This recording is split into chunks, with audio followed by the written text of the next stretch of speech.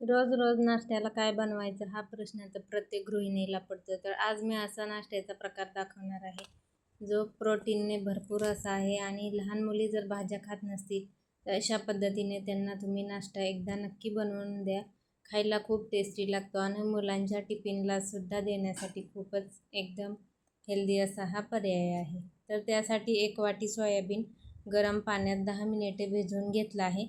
नंतर सोयाबीन या पद्धतीने स्क्वीज करून मिक्सरच्या भांड्यात घालायचं आहे आणि मिक्सरला याचं पेस्ट करून घ्यायची आहे किंवा चॉपरमध्ये सुद्धा बारीक करू शकता. नंतर एका बाउलमध्ये हे सोयाबीन काढून घेतलं आहे. नंतर इथे मी काही भाज्या कट करून घेतल्या आहेत, त्यासुद्धा चॉपरमध्ये व्यवस्थित अशा बारीक करून घेणार आहे. तर भाज्यांमध्ये इथे पत्ताकोबी, सिमला मिरची, कांदा आणि टोमॅटो घेतला आहे. तुम्हाला ज्या भाज्या आवडत असतील त्या तुम्ही घालू शकता. तर चॉपरमध्ये बारीक करून ह्या भाज्या मी इथे या बाउलमध्ये घालत आहे. पत्ताकोबी या नाश्त्यामध्ये आवर्जून घाला, त्यामुळे या नाश्त्याची चव एकदम छान लागते. तर इथे लसूण थोडासा मी बारीक कुटून घेत आहे. लसणासोबत जिरीसुद्धा घातली आहे, तीसुद्धा याच्यात घातली आहे. नंतर भरपूर अशी बारीक चिरलेली कोथिंबीर घातली आहे.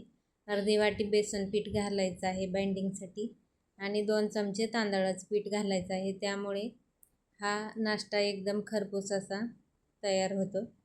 नंतर हळद पावडर घातली आहे आणि चवीपुरतं मीठ. मी तिखट घालणार नाही, तुम्ही लाल मिरची पावडर घालू शकता.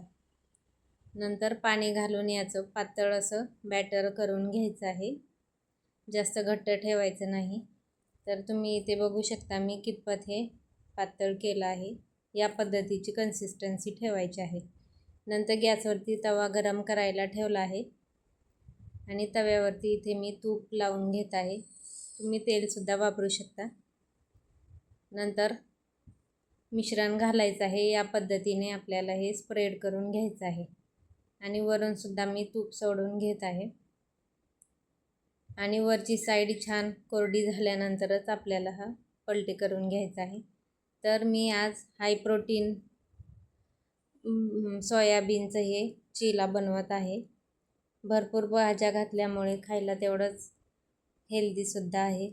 तर खालची साईड छान भाजली आहे, पलटी करून घेऊया. तर दोन्ही साईडनी छान खरपूस असं हे सोयाबीनचा चिला भाजून घ्यायचा आहे किंवा धिरडेसुद्धा म्हणू शकता. तुम्ही बघू शकता इथे छान भाजलं गेलं आहे. अशाच पद्धतीने दुसरंसुद्धा मी बनवून घेत आहे. बनवायला खूप सोपा आहे, झटपट होणार आहे. असा हेल्दी नाश्ता तुम्हीसुद्धा एकदा नक्की ट्राय करा. लहान मुलेसुद्धा आवडीने खातात. व्हिडिओ जर आवडला असेल तर प्लीज एक लाईक नक्की करा. दही किंवा टोमॅटो केचपसोबत खाऊ शकता. व्हिडिओ जास्तीत जास्त शेअर करा आणि अजून चॅनेलला सबस्क्राईब केलं नसेल तर प्लीज सबस्क्राईब करा. धन्यवाद.